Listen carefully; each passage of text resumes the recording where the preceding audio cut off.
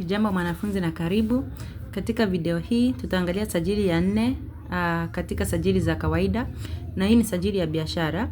Na tulisema sajili ya biashara inahusisha sajili ya dukani na sajili ya sokoni. Sajili ya madukani au dukani na sajili ya sokoni. Sajili hii hutumika katika mazingira ambapo kuna muuzaji na kuna mnunuzi ambaye pia ni mteja. Mteja anajitahidi kupata bidhaa kwa bei nafuu na mteja anajitahidi kupata bidhaa kwa bei nafuu. Muuzaji anajitahidi kuuza bidhaa ili apate faida. Sajili ya biashara hujumuisha sajili ya dukani au madukani na sajili ya sokoni.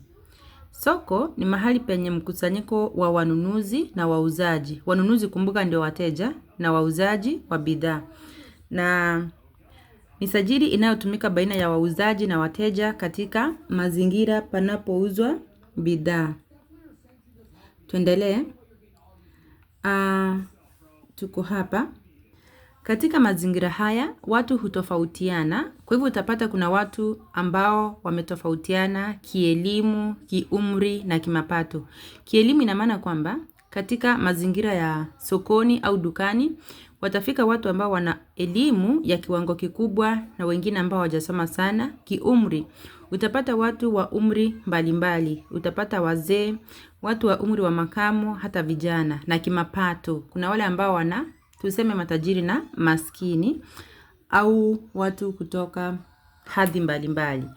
Na kuna pande mbili katika sajili ya sokoni. Pande hizo mbili tumesema ni muuzaji na mnunuzi au mteja.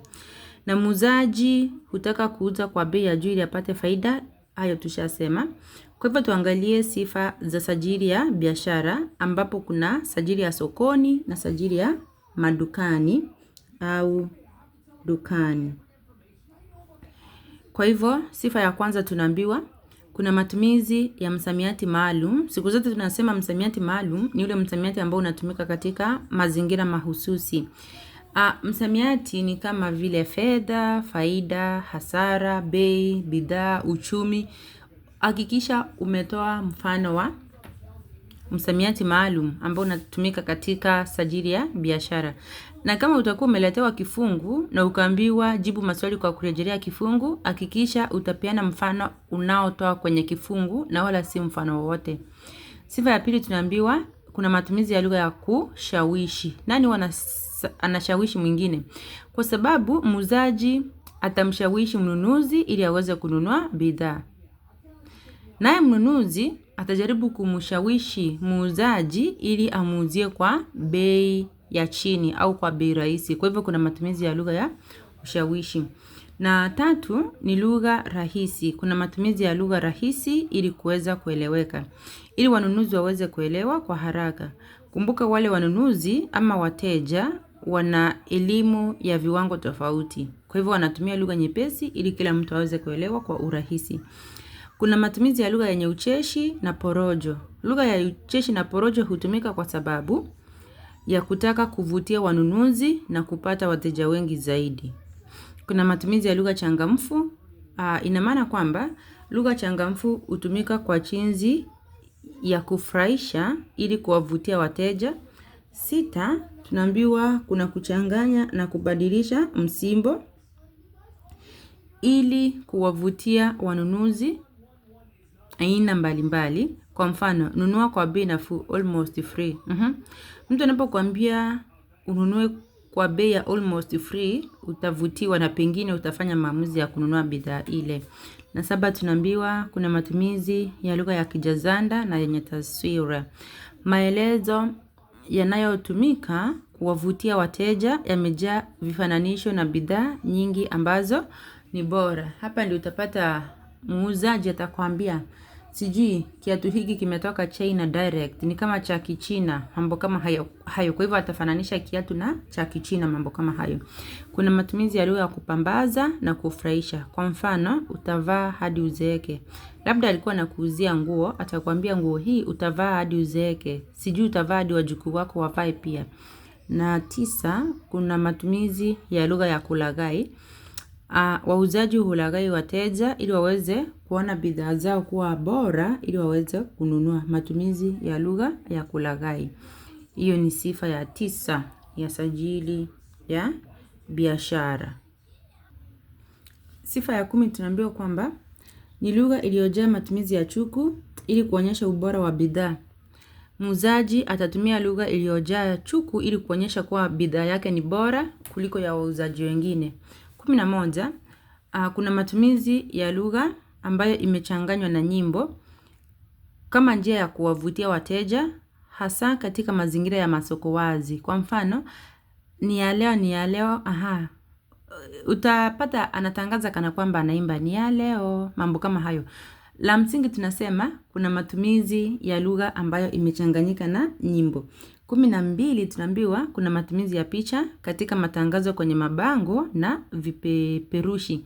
Ukienda katika soko wazi, utapata kwamba pengine mteja ameweka pango ambalo linatumika kutangaza bidhaa yake.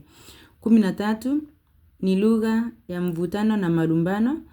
Mvutano na malumbano kwamba mteja hukosoa bidhaa ili kumshawishi muuzaji kushusha bei, naye mwenye bidhaa anasifu bidhaa zake ili aweze kuuza kwa faida. Kwa hivyo utapata kwamba kuna mvutano baina ya muuzaji na mnunuzi au kuna malumbano.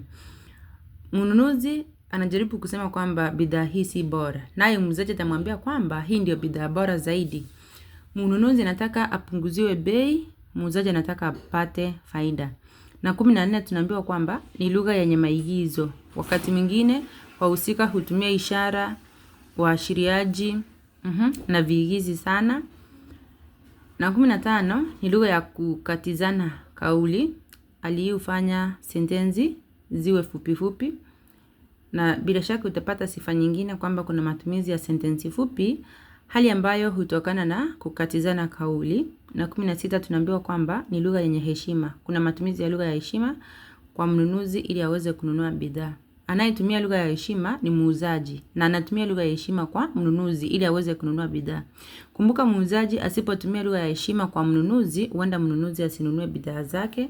Na kumbuka, dukani ama sokoni kuna maduka mengi tu, na sokoni kuna wauzaji wengi, ataenda kwa muuzaji mwingine. Na niseme hizo ni baadhi tu za sifa za sajili ya biashara, na uzingatie kwamba sajili ya biashara kuna sajili ya dukani na kuna sajili ya sokoni. Iwapo utapata kifungu katika mtihani, soma kifungu, utolee mfano kutoka katika kifungu. Usije ukatoa mfano wa jumla ama hii mifano ambayo tumepitia katika haya matini. Kama ni mfano wa msamiati maalum na swali linakuambia kwa kurejelea kifungu, hakikisha umepeana mfano wa msamiati ambao umetoka katika kifungu. Kwaheri kwa sasa, tutaendelea na sajili nyingine. Katika video nyingine, tutaangalia sajili ya siasa. Subscribe, share, na iwapo uko na swali, uliza katika comment section, utapata mtu ambaye atakujibu.